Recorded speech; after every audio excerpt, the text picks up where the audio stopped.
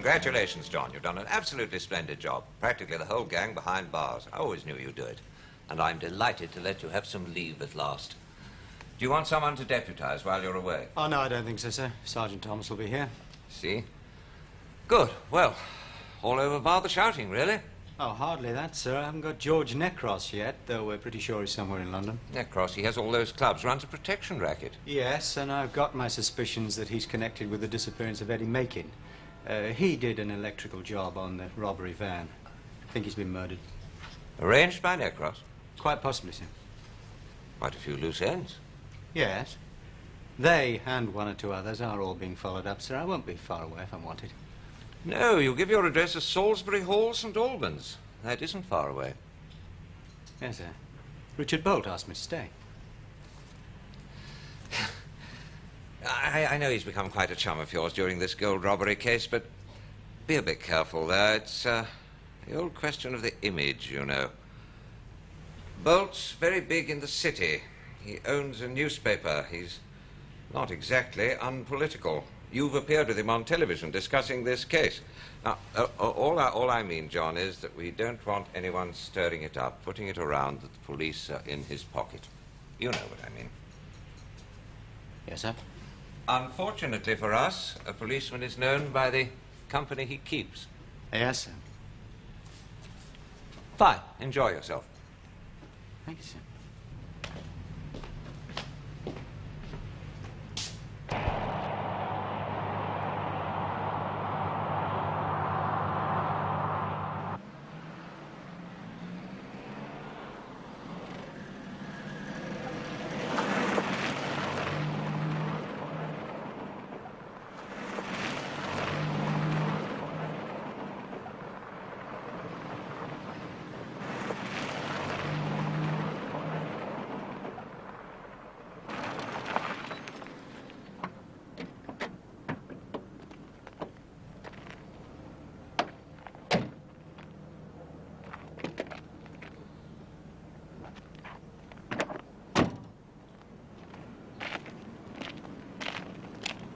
Good afternoon, sir.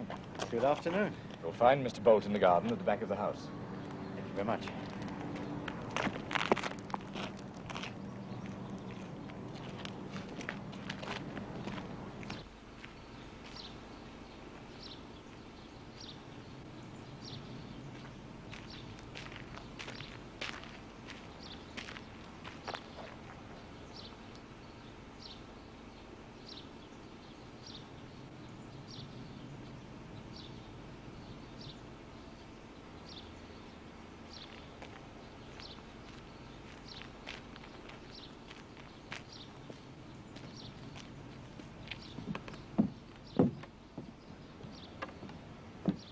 Hello, John.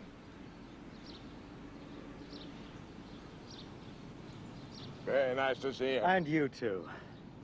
Well, never expected anything quite like this. De Havilland's took this place over in the war. Mosquito was designed and built here. That's the prototype. Come on, I'll show you.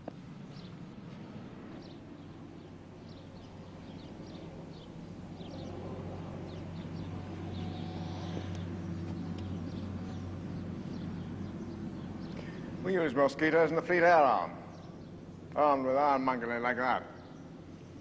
One aircraft had the firepower of a 6-inch cruiser, only with a crew of 2 instead of 700 men. Winston Churchill lived here when he was young. He used to write, perched up in that lime tree. I got a place for a song. It's falling down. Dripping with history. Mentioned in Doomsday Book.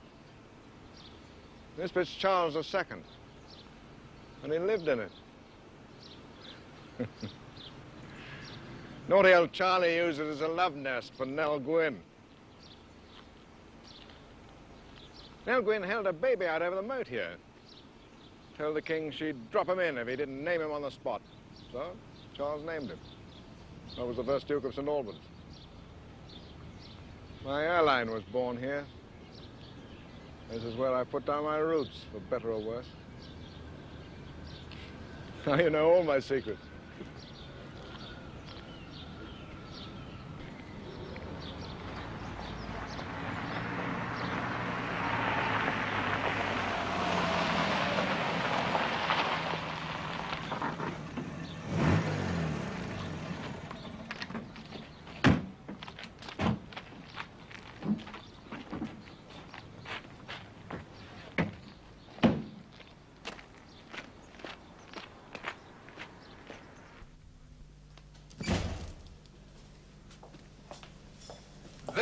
nice.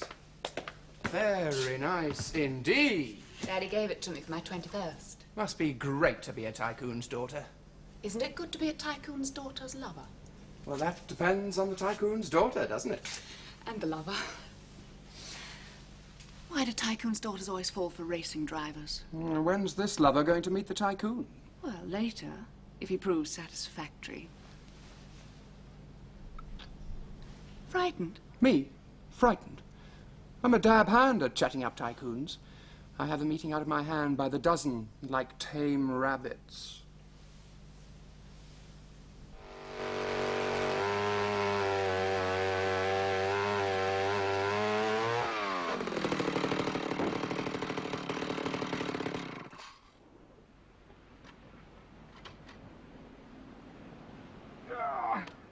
God!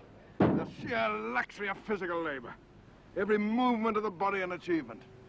Every log I lift, immediate, measurable progress. Results.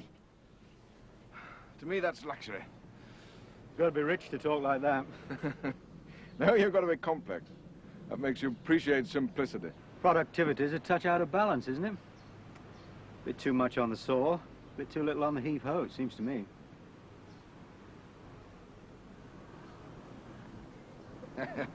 Jolly little toy, isn't it? Oh, we'll have to be going. My girl's coming over after dinner with her new fancy man.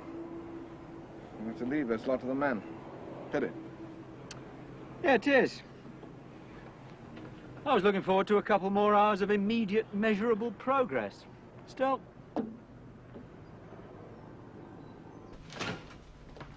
I never see any point in sitting for hours in the dining room, swinging port and keeping the servants from clearing away. It's so much more comfortable in here. Especially as we haven't any ladies to join and we can do what we damn well like. Brandy? Oh, I think I'll stick to that nice wine, if you don't mind. Wise man. I'm glad you like this. It's Sancerre I discovered a year or two ago. Got a pink taste. Almost geranium fragrant. Oh. The peace and quiet of this place. Saved my sanity many times. I feel so safe here. It's a delusion, of course. All the same, after I've been here a couple of days, I'm always itching to get back to that lousy city. Made that way, I suppose. I'm rather the same. I only really enjoy the country for a holiday. My dear John, you've earned one if ever a man did. Wrapped up the biggest robbery in history. You can rest here on your laurels as long as you like. Oh, laurel resting isn't considered a suitable recreation for a policeman. And, contrary to public opinion, the gold robbery isn't wrapped up yet. I suppose they're always loose ends. Yeah, in this case, a particularly nasty, dangerous loose end. What part did he take? He organised the railway van and some thugs from his own mob. I'd have thought once you'd got Anderson, the root of the evil, the tendrils would sicken and so die. No, not this one. He's dug in somewhere, waiting. Ex-fighter. Sort of man would shoot you as soon as look at you. I hope not. The gold robbery has pretty well capped your career, hasn't it? I mean, you're not likely to get anything bigger than that, are you? Why don't you pack it in? Bow out in a cloud of glory. Stop making a bit of money for it. Yeah, it's not my line. It's mine now. Work for me. What as? Night watchman? In a way. Take over security of the whole of my group. Newspaper, airlines, export-import, travel agencies. Reorganize it your way. Big job. Rate of pay to go with it. Yours tomorrow. I mean it. I'm very flattered, but I think I better finish the job I'm on first. I'll leave it open. By the way, that boy of yours is shaping well. He'll make a damn good accountant. Good. Hello, Daddy, darling. Hello, Jenny. We haven't seen much of you lately. Well, I have been busy.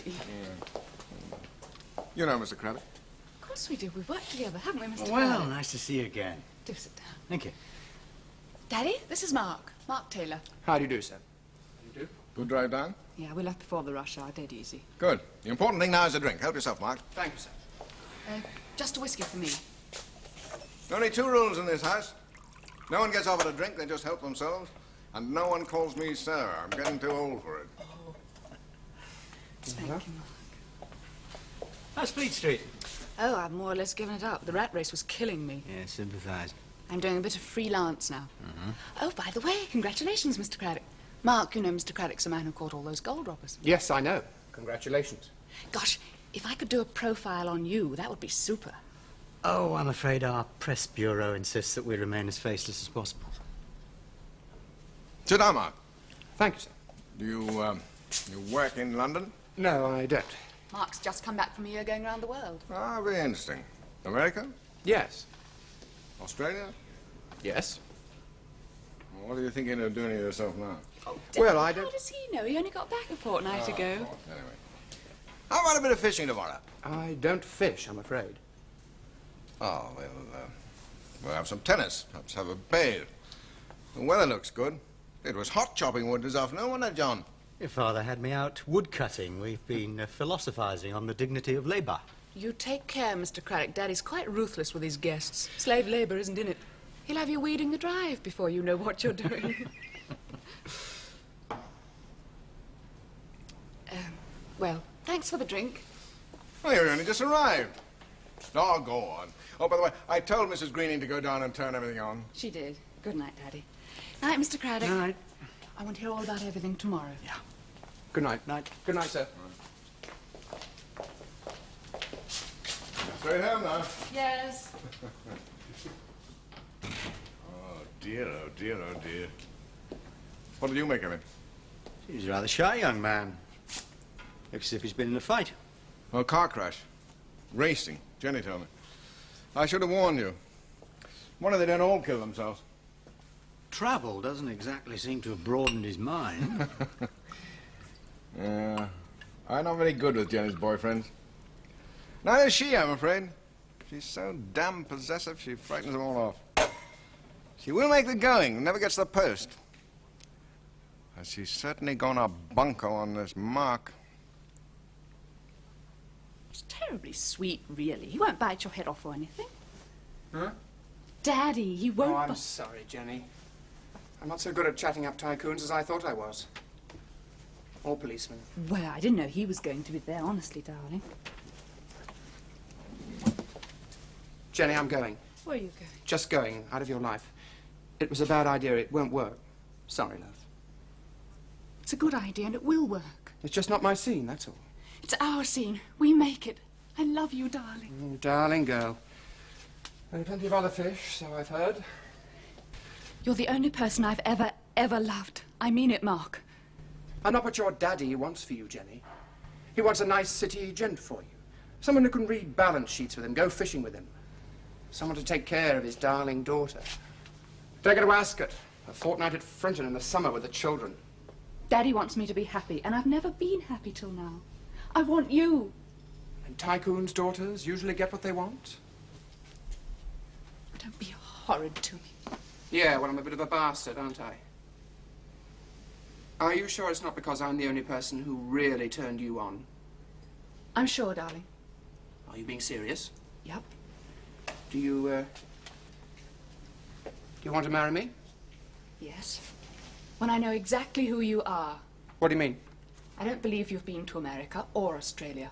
And I'm wondering whether that scar's from a car crash. You never talk about motor racing. Oh, for God's sake. No. I've worked on a paper interviewing tons of people. I know when a story's real and when it's phony. I'm getting out of this nut house. You're not, love. I don't care a damn who you are or what you've done. But I must know. I love you and I'll take care of you. I will, Mark. All right. My name is Jeremy Foreman. Jeremy Foreman.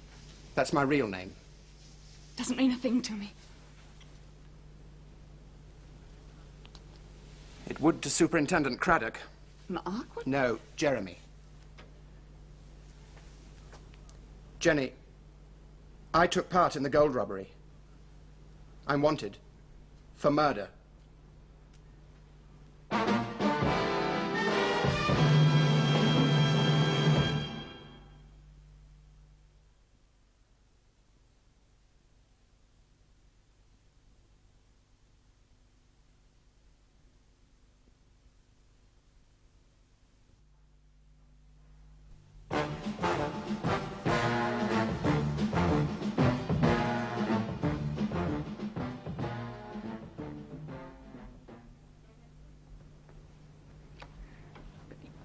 need the money. Well, I'd been gambling at the time. I was skinned. Well, you know. Well, I didn't do it for that, really. I suppose it was for the hell of it. I didn't know what I was in for. It was a mechanic bloke I'd met at Brands Hatch when I was driving, asked me to get him a car. All I had to do was help him close the road with a diversion sign and then get the hell out of it.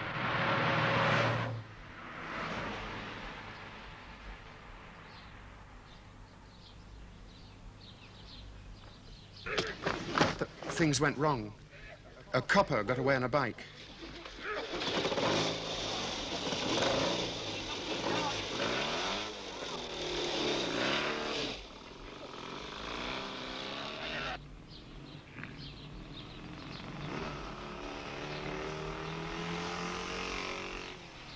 Roger and out. Hey, George, there's a fuzz loose on a bike. Right.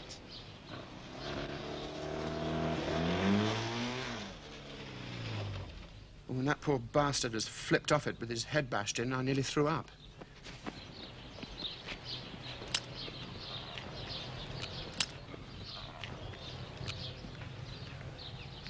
I was dead scared.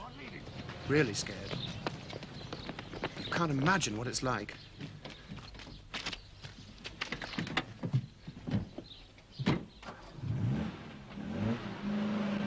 And then the bloody car got stuck.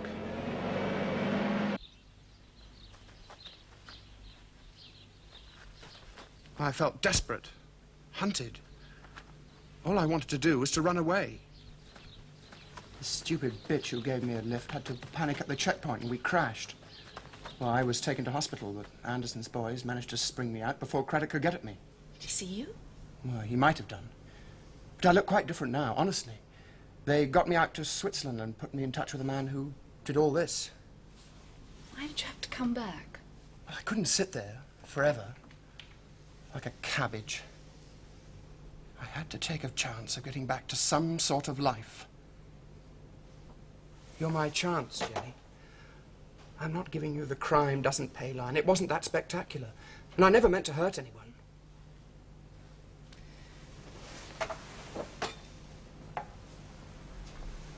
If you're caught, you'll get 30 years. When I was on the paper, I covered part of the robbery. I know more about it than you do. Peter Conroy got 25 years for doing less than you did. He only drove the van. Well, what are we going to do, then? We'll work it out. Two things I do know. You can't leave this cottage until we can get you out of the country. And I'll have to get hold of a lot of money.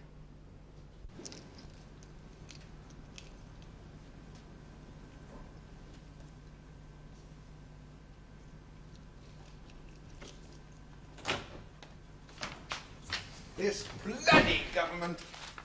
You fall over backwards to try and expand and they kick you in the face with SET and restrictions on borrowing. I don't know how we're going to carry on. As I was going to ask your advice, got a few pounds I'd like to invest. Buy gold. Only they won't let you. Whatever you do, don't buy any shares in my companies. Oh, I'm sorry, John. It's a bit early in the day to start moaning. There's a call from Mr. Craddock, sir. I've put it through here. Oh, thank you. Excuse me.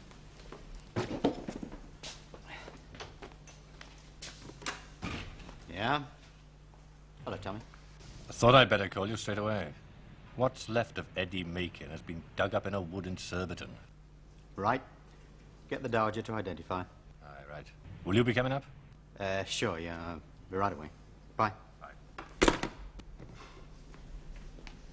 Oh, I'm afraid I've got to go back to work. Oh, you'll come back, won't you? Well, I'll try. There's an awful lot to do. Oh, come when you can. Place is yours. Thanks very much. Like that very much.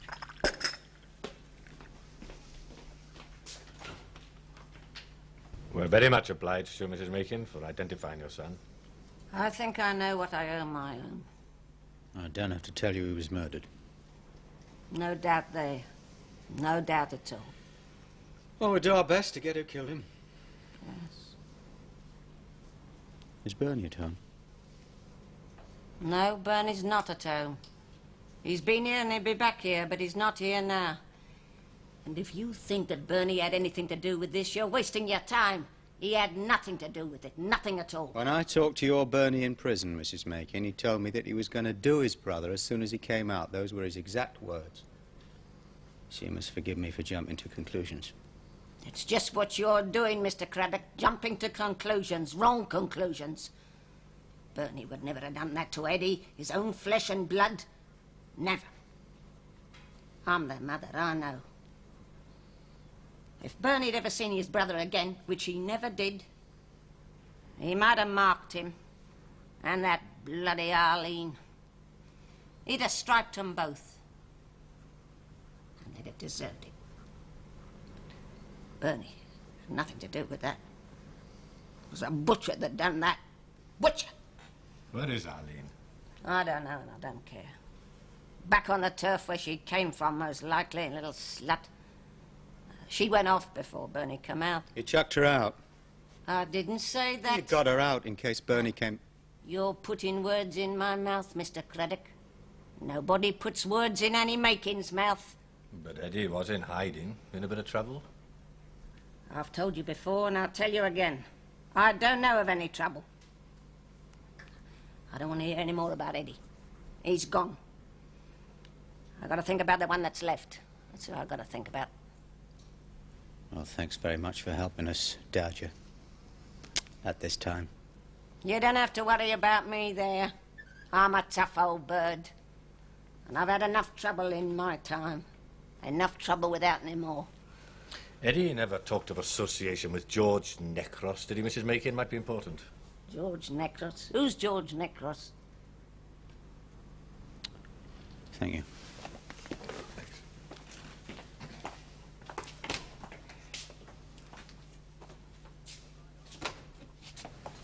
Better find Arlene Makin. Yes, I really want to marry him. What's he like? I mean, his background.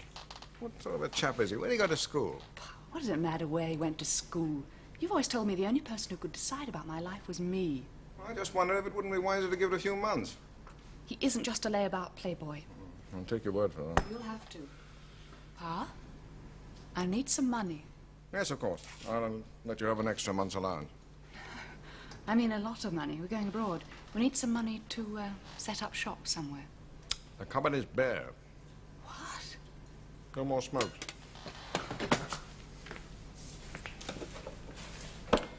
I'll bring Mark over later. We'll talk about it. Mark's not feeling awfully well. He's having a lay-in. All right. All right, we'll talk about all this tomorrow. I'm sorry to worry you. It will be all right, though, won't it? Yeah. It'll be all right. Bless you, Pa.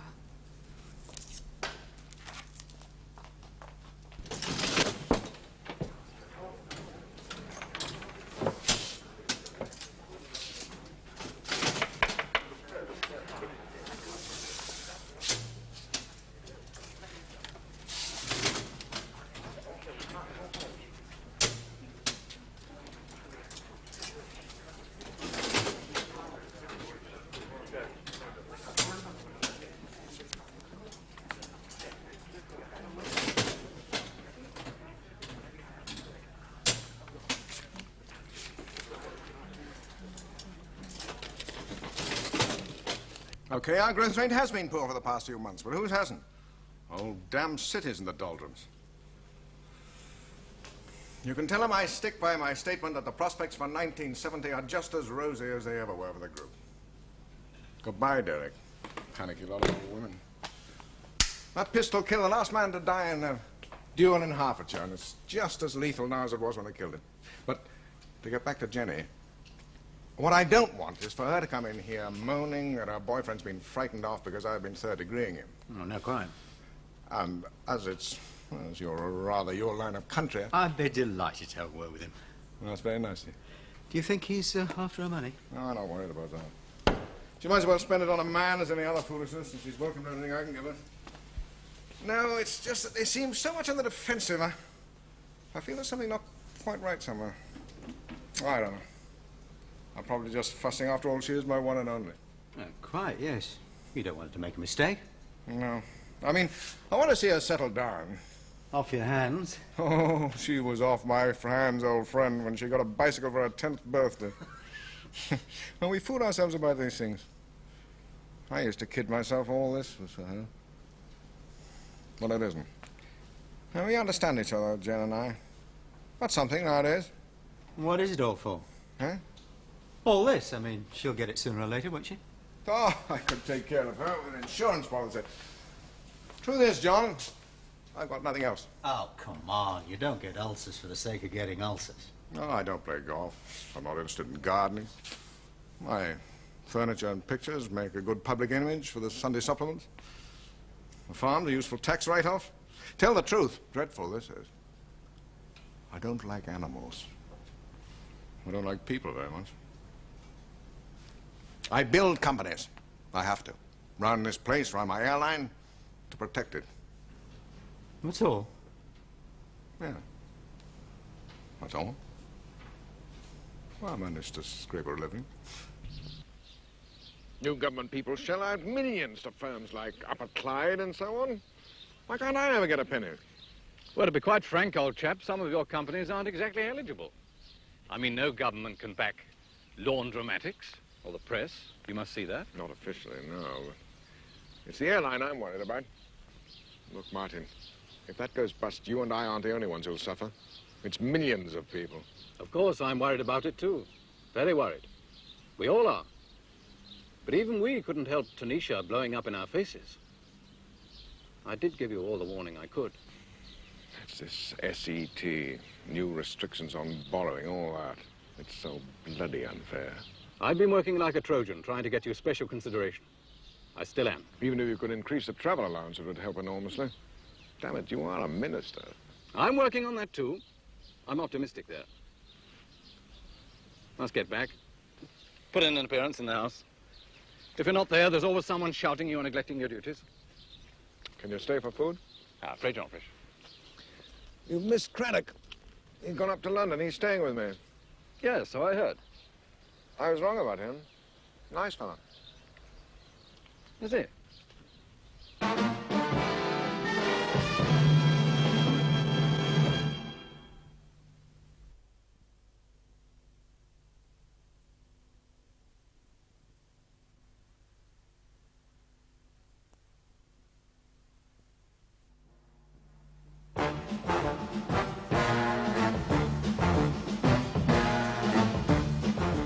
Description as follows. Name, Mark Taylor, with a Y. Aged about 24. Height, 6 feet. Dark. Scar on right side of face. Have you got that? I understand the position you're in, Mrs. Macon. It's not easy for you, not easy at all. I don't want any more of it. I've had enough, honestly. I can't take but any we're more worried of it. about you. You perhaps don't quite appreciate the position. Oh, look, I'm keeping out of Bernie's way, but he's not going to do anything, not now. No, it's not Bernie. No, it's not your husband. No, it's Eddie. Forget Eddie. Look, leave Eddie alone. He's dead, isn't he? Look, I want to know who killed him. Well, it was Tilt, wasn't it? I mean, it was Tilt. You've got him. Yeah, we've got him, but he's not saying anything. What I really want to know is who he did it for. Eddie was mixed up in the gold robbery, wasn't he? Who said he was? Wasn't he? Look, I'm asking you. Look, it can't hurt him now. He was, wasn't he? Yeah. But he only did a wiring job on the van. For Necros. It was Necros who organised that van. And when Eddie started leaning on I him... asked him not to. I begged him not to. We've got enough to put Necros away for life here. And I want to find him. Well, I don't know nothing about Necros, nothing at all, and I don't want to. You know too much. Much too much for Necros's liking. You can't keep out of his way, you know. Not forever. But if Necros was put away, then you might stand a chance. Leave me out of it. Leave me alone. I believe you really loved Eddie, didn't you? Really loved him. Hmm? Yes. You're a courageous girl. You've helped us before. Will you help us again? Find out where Necros is. Don't you owe it to Eddie? Yeah. You're all right. I'll try. Yeah. We'll guarantee your safety. Everywhere you go. Hmm? We'll see that you're protected night and day. Protection? You can forget that. I mean, what use would that be? That'd be no bloody good at all. Well, look, there's only one way I can get anything out of a man.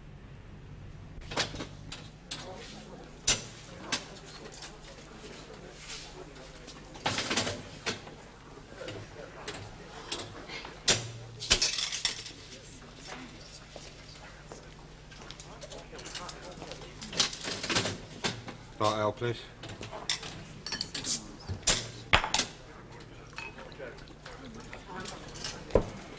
Hello, Nobby. Long time no see. Yeah, how you keeping, all right? Yeah, fine. Ah, good.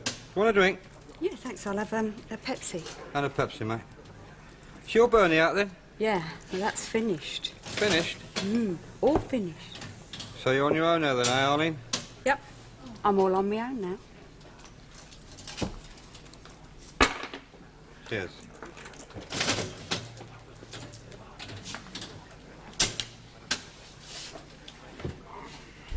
Cheers. Cheers. Oh, well. Suppose that's it then, isn't it? Yeah, that's it. How's things with you then? Have you seen Dillo lately? No, as it happens, I haven't. I thought you might have seen him about. Oh, no, because I'm living round here now, ain't I? Number 23, New Paradise. That's tasty. Yeah, I think you'd like it. Why don't you come round and find out? Yeah, I might do that. No motor racing organisations here or on the continent have even a record of a driver called Mark Taylor, let alone one who's had an accident. And no one of that name and description has been issued with a passport. Neither is he known to the Commissioners of the Inland Revenue. Right. Thanks, Tommy. Bye.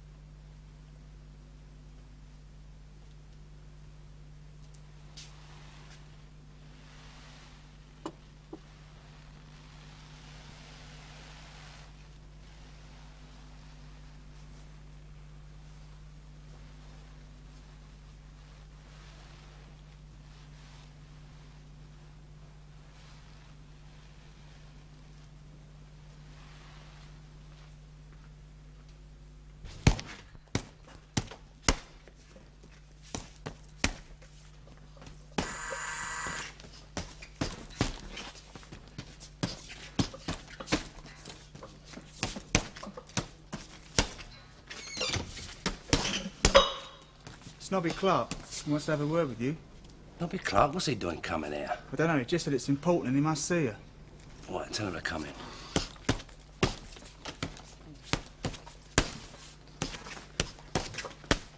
Morning, Mr. Nicholas. What do you want? That Arlie making. She's well mixing things for you, you know. Arlie making? What's she making herself busy about? Well, she was not getting off with Eddie, the time he was seen to. Now she goes around the clubs, giving it away with the drinks, in exchange for an info about you, Mr. Nicholas. Does she? All right, I'll see you later. But keep away from this place. Fair enough.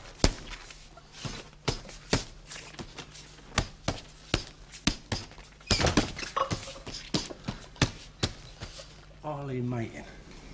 That slag's become an aggravation.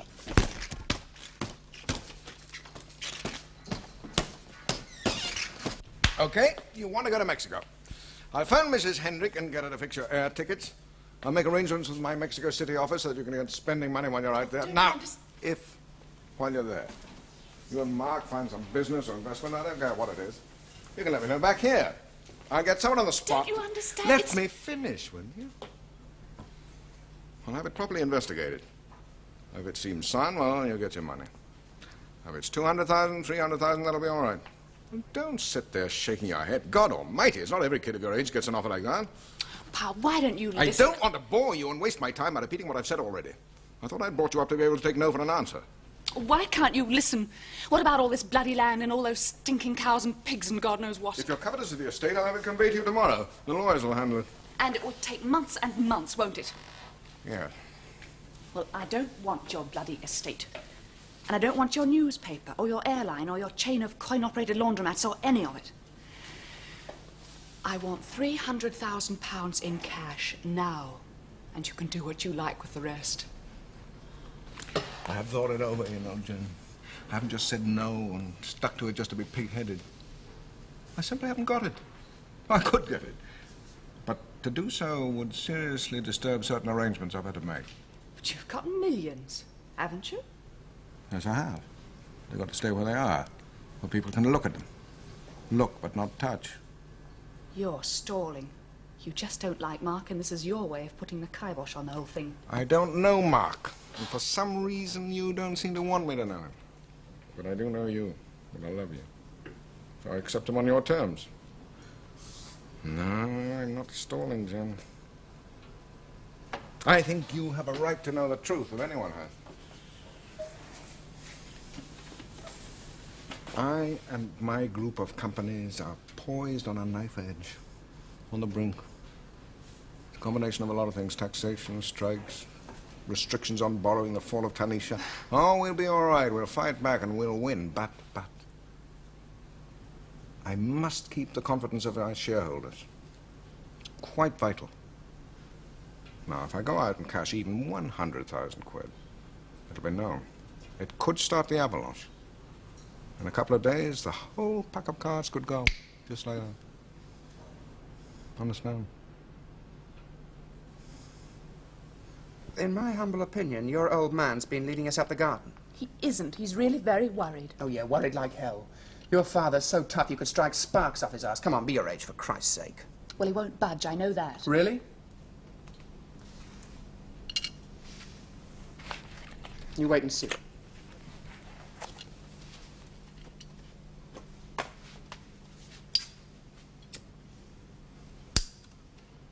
Do you think I picked you up at that party because I like the colour of your eyes? Oh, for God's sake, it's pretty obvious now, isn't it? Now you want to get shot of me. Hey, wait a minute. You malign me. I'm not as crude as that. I mean, just think what happened. One minute I'm lying in a cottage hospital guarded by 2 policemen. Next moment I'm sprung out through the lavatory window by 2 fellas into a waiting car. And I find myself on the way to an airport with a forged passport in my pocket. Then I'm on a plane with a load of Mancunians going to Italy via Switzerland. Fiesole tours. When I get there, everything's taken care of. 30 grand in cash and an operation on my face. Why all the fuss? Why the big treatment for me? And then I realized that none of the others had been caught. Big deal. So I started thinking. Go on. It was a Victor aircraft that flew me out. And it was a Victor aircraft that flew the gold in. I saw it. Well, what's wrong with that? There are tons of Victor planes. Very likely. But some weeks later, I read in a Swiss financial paper that Fiesole had bought out Victor Airlines. Fiesole are only a small outfit in Florence. They would have never had that sort of money in their lives. I think your old man's been doing something he didn't ought to. So. You mean to get money out of Daddy on that? You must be crazy. Let's try it and see, and if I'm right, we can screw him for as much bread as we like. And it's going to be you who's going to get it out of him. I'm not. You're a bastard. Yeah, well, I told you I was, didn't I? Yeah, but I mean, we all are, really, aren't we? I mean, let's face it. But there's one thing you've forgotten. Oh? What's that? I know who you are, and the only person who knows who you really are mean that doctor, that is. Yes, love. You and that doctor, you know who I really am. But there's one thing you've forgotten, Miss Bolt. You've been harbouring a murderer. You're an accessory. Well, that would take the shine off the family escutcheon if it ever got out. So let's not be silly, eh? He'll do it, I know he will. We'll have to get the money somehow, or I'll go to prison. We'll have to buy him off. Will we? For God's sake, get rid of Craddock. Craddock.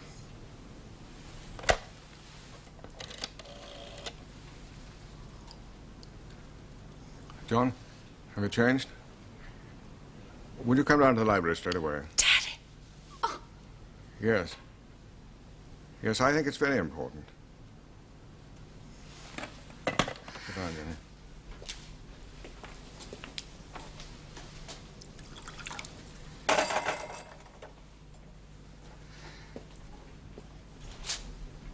You're not going to tell him. Jenny, I love you very much. Don't ever forget that. Now drink that.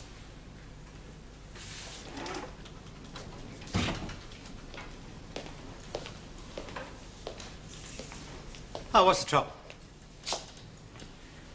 Jenny, will you tell Mr. Craddock what you've just told me? Go on, darling. Please. Mark was involved in your gold robbery. He's really called Jeremy Foreman. He saw a policeman killed, he escaped and got his face done afterwards. I see. How long have you known this? Since Friday night. He's quite mad. Now he's trying to force me to blackmail Daddy because he thinks Daddy's been involved over some crooked deal over the sale of his Fantastic airline. fabrication. I'm very glad you told me this, Jenny. Very glad indeed. Must have been a very difficult decision for both of you to come to. Well, apparently when I got him out of the country, he was flown out in one of my planes. And because of this, if you please, he's suggesting that I am in cahoots with that little creep Anderson. I've got all the gold in my hip pocket. I wish I had. I could use it. But will Jenny have to be charged? On the contrary, I'll do my best to keep both your names out of the case as far as I can. May I use your phone? Of course.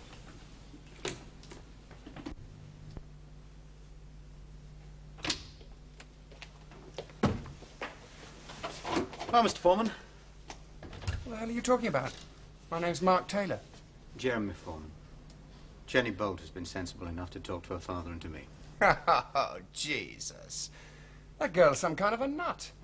You don't want to pay any attention to anything she says. She lives in a fantasy world. I think it's you who lives in a fantasy world. It's more likely been a nightmare world the last 7 months. Now, listen. You come in here and start making all these fantastic accusations without a shred of proof except the word of an hysterical girl. Oh, you do me an injustice there, Jeremy. Here's a fingerprint. From a boy who escaped from a hospital in Kent on January the 14th. And here's another print taken from a glass in this very house 4 days ago. They are the same. You changed your face, but not your fingers. All right. Very clever. But I could tell you some things which even you don't know. Huh? Sort of things. Oh, no, I'm not as stupid as that. What's in it for me if I tell you? Well, it could be quite a lot. Depends what you got to say. All right.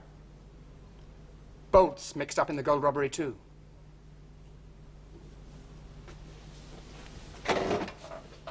I'd like to hear you prove that. It was one of Bolt's Victor aircraft that flew the gold in. I saw it. After the robbery, I was flown out to Switzerland on another Victor aircraft with a bunch of tourists on a Fiesole tour. Just recently, Fiesole Tours bought out Victor Airlines from Bolt. Yeah, I know that. Mr. Bolt has just told me. Yeah, well, where did all the money come from if they're only a crummy little firm? Involving yourself in high finance, are you now? You really do live in a fantasy world, don't you? Take him away and charge him.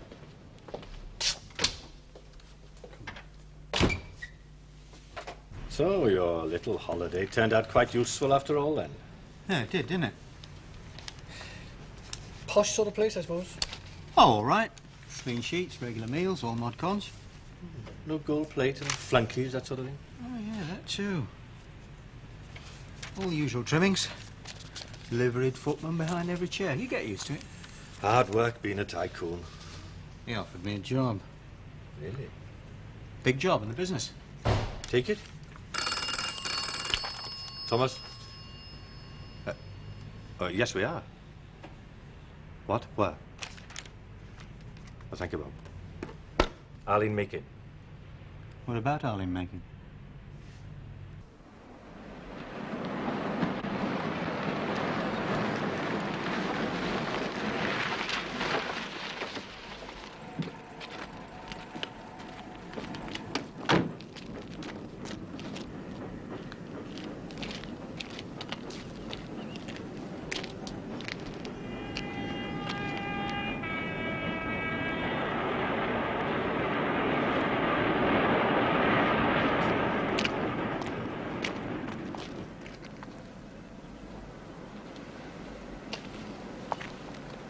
The doctor says he can't be sure till after the post-mortem. Necros took the bait, but he's too darn clever to swallow the hook. Thank you, Doctor.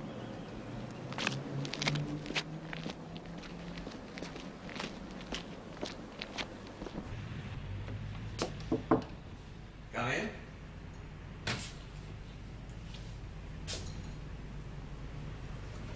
You know Detective Chief Superintendent Craddock, sir? Indeed I do. How are you, Chief Detective Superintendent, after your great victory? Surviving. Thank you very much, sir. Fine. Well done indeed. All of you. Wonderful team effort, great leadership. The PM was absolutely delighted. So was I. We all were. Goodbye, Craddock. Bye, sir. Goodbye, James. Goodbye, Minister.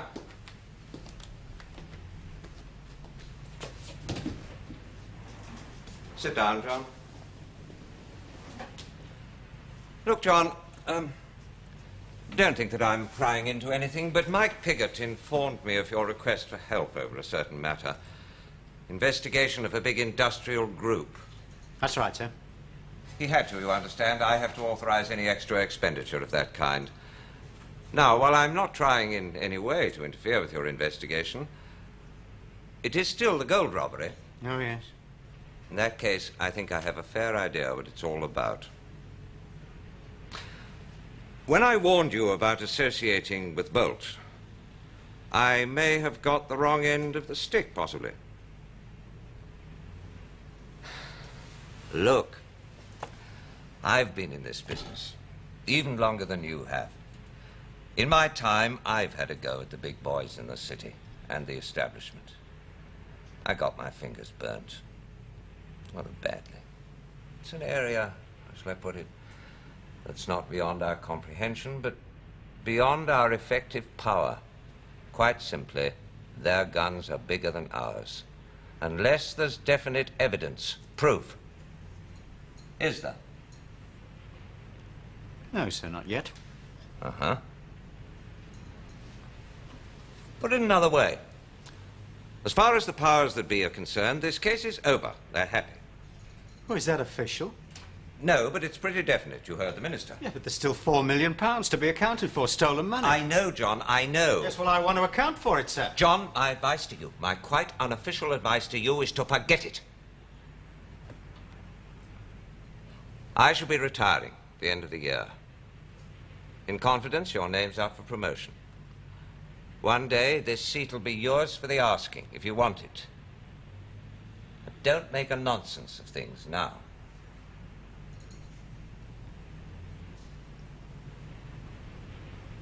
I think I see what you mean, sir.